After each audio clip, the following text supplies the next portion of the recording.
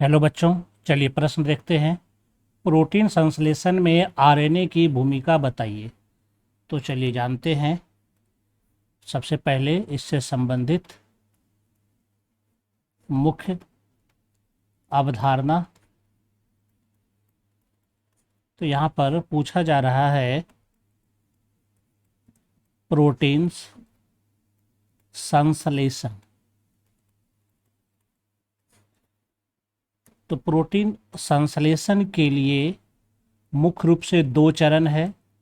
एक कहलाता है ट्रांसक्रिप्शन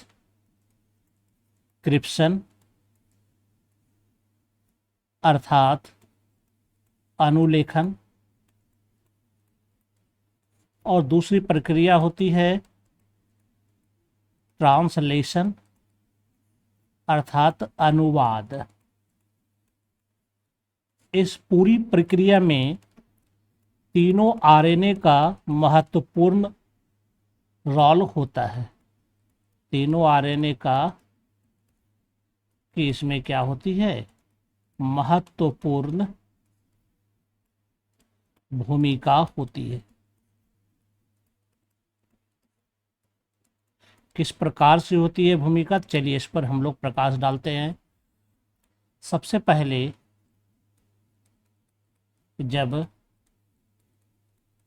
ट्रांसक्रिप्शन होता है, ट्रांसक्रिप्शन का मतलब हुआ डीएनए की जो सूचना है उस सूचना के आधार पर एमआरएनए का निर्माण होता है। यानी डीएनए की सूचना जो है, जो कोड वर्ड में थी, वह एमआरएनए पर चला जाता है। और यह जो होता है कम्प्लीमेंट्री यानी कि पूरक क्षार युग्मक के आधार पर इसका निर्माण होता है। यानी यहाँ पर पहला एमआरएनए का तो महत्वपूर्ण भूमिका हो गई, क्योंकि 3 आरएनए होता है, एक एमआरएनए होता है, एक आरआरएनए होता है और एक टीआरएनए होता है। इस तीनों का यहाँ पर महत्वपूर्ण भूमिका होती है। तो पहला चरण में हम देख रहे हैं यहाँ पर सबसे महत्वपूर्ण काम हुआ एमआरएनए का। इन्होंने क्या किया, डीएनए की सूचनाओं को ले लिया और उसके बाद यह एमआरएनए क्या होता है, यह एमआरएनए बनने के बाद,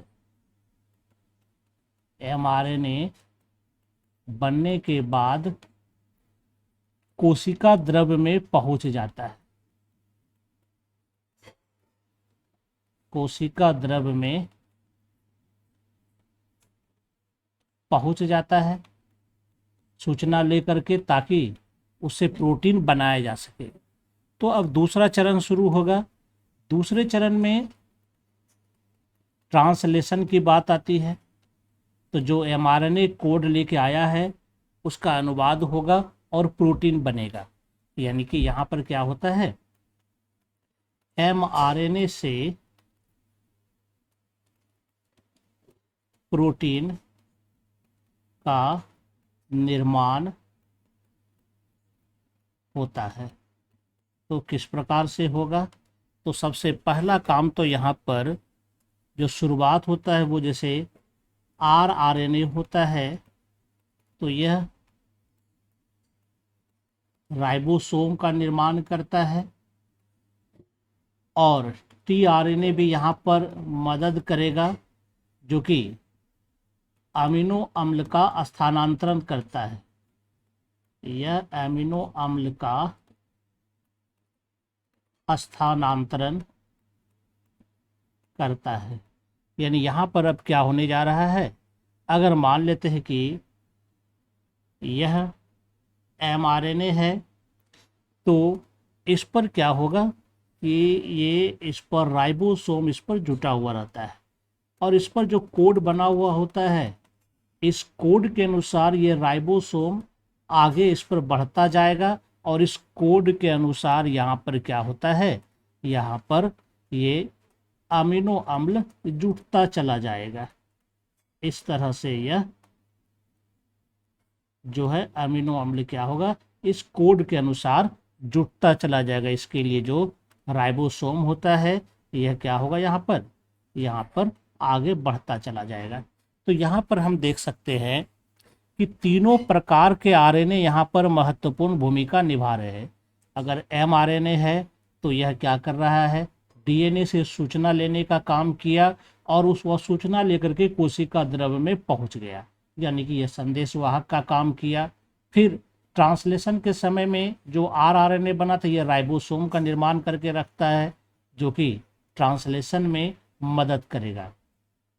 और एक टीआरएनए होता है, तो यह टीआरएनए क्या करेगा, कोशिका द्रव्य से अमीनो अम्ल को स्थानांतरित करके लाता है, यानी अमीनो अम्ल यहाँ जो रहता है इसके साथ जुटा हुआ एंटीकोड के आधार पर उसी को यहाँ पर लाता है और इसका ये निर्माण होता चला जाता है।